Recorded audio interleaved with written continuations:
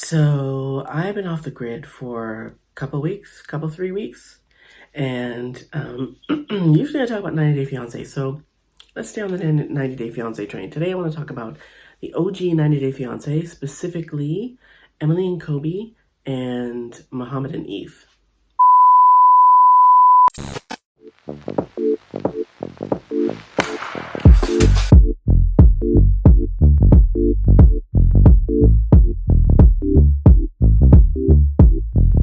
Hey, welcome back to my channel. My name is Debbie. I am the She in Reality TV, and like I said in the intro, I have kind of been off the grid for 2-3 weeks. I think it's been close to a month since I did my last video. And some of you guys, if you watch my channel on a fairly regular basis, you know that I took a break. I needed a break. I needed a break from 90 Day Fiance because while I was not uploading videos, I wasn't watching the show either. And I don't know, maybe that's because there was no break between the last season and this season. You know, there's usually like a month or something before the seasons start. There was no break this time. So for those of us who are doing commentary on it, we don't get a break. We have to keep going, right? And I don't know about you guys, but I got burnt out on 90 Day Fiance. And I don't know, I just got tired of watching. I don't know, I found that I was watching it with a much more cynical eye, and I wasn't enjoying doing the videos. And I thought, you know what, I think I need to take a break. So originally the break was going to last a week. It pushed closer to a month. But I'm back now and I'm all refreshed, and yeah, let's talk about Kobe and Emily and Mohammed and Eve. Ugh.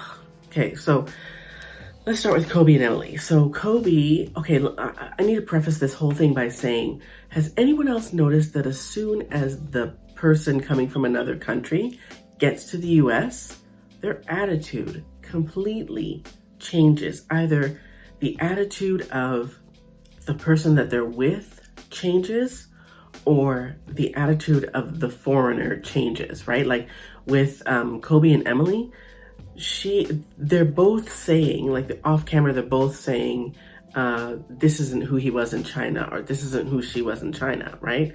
Neither one of them has seen the version of the other person in a home setting, right? Because when they were in China, she was traveling, whatever, when they got together, and neither one of them is happy with what they're seeing. So I was kind of taken aback when Emily was breastfeeding. Okay, first up, I know, yeah, you're breastfeeding, all you're doing is feeding your baby, right? You're feeding your baby, and I don't know, your thing is your thing, but I could never just whip out my boob in a room full of people, even if it is to feed my child. I could like throw a blanket over me, like a light blanket over his head and my top area, right? And my boobs, so that, you know, the whole room isn't staring at him, because even though it shouldn't be that way, it is that way. So I've had people jump in my comments and say, well, it's not supposed to be a sexual thing. And I agree, but it is. So that said, I would have just covered myself up, especially like my dad is in the room. Oh, no, I'm not because like my dad's gonna do anything, but it's just, I don't know. But I'm like I said, I've said it before, I'm an introvert, so I don't like being around people anyway, but doing that, it's not that I wouldn't have been around people, but I would have just had myself covered up. So, and I'm not talking, oh, cover up, I'm saying I would have just had a light blanket over me. But, so Emily is feeding Coben, and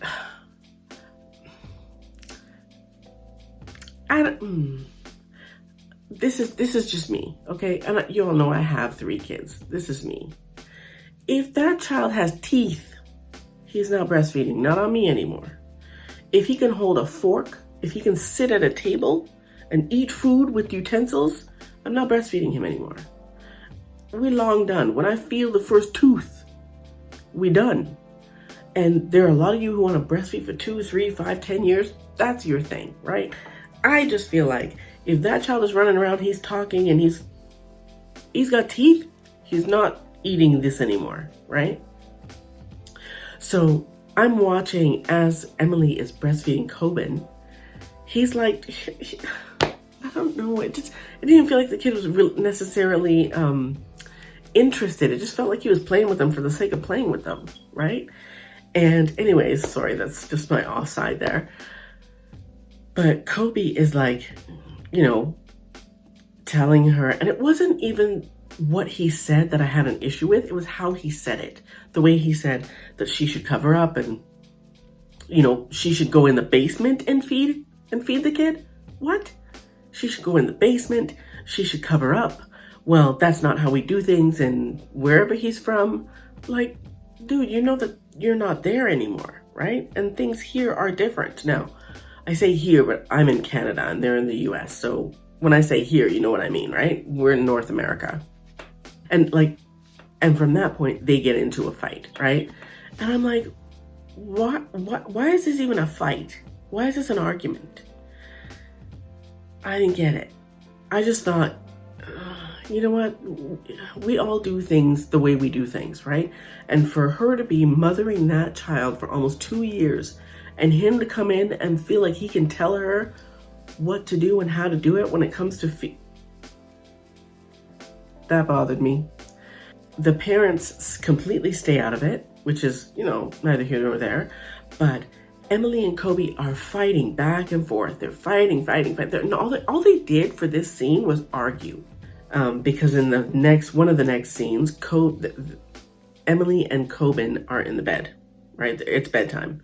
And, you know, he likes to feed at bedtime. And Kobe is trying to sleep on the other side of the baby in the same bed. Now, the issue is that the bed is not big enough, right? And they get into an argument about that as well. And I think, why doesn't the child have his own bed? I get it when it's just mom and baby. It's so much easier to just put the baby in the same bed, right? As long as you know you're not going to roll on him. It's so much easier to just have the baby sleep with you. But I don't understand how they actually thought that Kobe would come to the US and sleep in the same bed as, yes, I get it, he's his son, but he's still a stranger to the kid, right? With his son and his soon-to-be wife. I don't understand how they thought that the three of them were going to sleep in the same bed with no issues. That said, in that scene, you know, they get into a minor argument. She says that Kobe has his own bed, which is fair, right? Because the baby doesn't know who he is. Like, give the boy time to warm up. So she wound up kicking him out of the room, and he has to go sleep in his own bed, like in a separate bed. And he's like, I feel left out. I just feel so alone. It's like, dude, she didn't tell you to go sleep outside. You're sleeping in another bedroom, and you get a whole bed to yourself without a 2-year-old to wake you up. I didn't understand the reason for that fight. I didn't understand why he was so, I mean, I get it, but I don't get it. It's like he's expecting this kid to get used to him like that, which is unrealistic and unfair. So he goes and sleeps in the other room, and he's like, oh, miserable, he's lonely, and whatever. Let's talk about Eve and Mohammed. So if you remember when Mohammed first got to the US, he had a list of things that he wanted, and one of those things was a bidet, and Eve had not installed the bidet, right? Now, my problem with this couple is that A, I think she was just impressed with his age, truthfully speaking. B, he talks to her and expects her to treat him like she is his son. I don't get that. And C, he's always referring to how what his mother does for him, and so he expects that from Eve. Why does he keep comparing Eve to his mother this way? I don't get it. My mother would make me breakfast. My mother takes care of me. I expect her to take care of me the way my mother does. Does she not hear this? Has she never heard this? Is he only saying this off camera? Or has she heard it? That's my question. If I was dating someone that much younger than me, and he said that he wanted to be treated by me the way his mother treats me, yeah, we got a problem. We got a problem. So she has someone come and install the bidet because she asked Mohammed to install it and he couldn't figure it out. So she gets a plumber to come in and install the bidet. He's chapped about that because she shouldn't be in a room with a man by herself. It's like, dude, she's been alone for who knows how long? How do you think she gets things done? Was she wait around for a man to help her, or to come be in the same room with her? Like, I get that this is his religion, but it's not hers. So, in that sense, I don't understand why she didn't expect this. Like, they get into this this argument in front of the plumber, or at the plumber's back, whatever. He's putting in the bidet, and even Mohammed get into a minor argument about why she shouldn't be in the same space with a man by herself. She should have called him, and when the plumber was coming over, and why didn't she tell him that he was there? And I'm like, what else is this dude doing but sitting on his ass watching TV or doing whatever? You didn't hear the doorbell? You didn't hear the plumber get there? I don't get it. I mean, I understand the religious aspect. I understand it. But at the same time, she's like, okay, but I'm not Muslim. He's like, yeah, but you're going to marry a Muslim man. And I'm like, this is not a man. This is a child who had a cake with a missing piece. Do you know what I mean? So, by that I mean, like, when I'm referring to the saying, he wanted to have his cake and eat it too, right? He had cake. He had everything he wanted, but his mother was taking care of him. He wasn't having sex with anyone because he's Muslim. Can't do that before he's married. So he found a way to get the last piece of cake by marrying Eve, right? He thinks he's going to marry Eve and stay in the US and have a mother figure to take care of him, but she's not his mother, so he can have the whole cake, right? Does that make sense? I hope that makes sense, because my brain is all over the place right now. I can't explain it any better, but this dude keeps referring to her as his mother in a way. When he talks about how Eve doesn't treat him the way his mother does, I get that he's directly comparing her to his mother. And like I said before, if she hears that and doesn't go, I feel bad for her. Something is wrong for her. I think she needs to get out of that relationship. This dude, no. She even goes so far as to purge her closet of the things that she thinks that he won't like before he gets there. So here's my question, and y'all tell me in the comments. Would you get into a relationship with someone for whom you felt like you had to purge your closet and change who you are, essentially, as a person? Would you get involved with that person? Would you?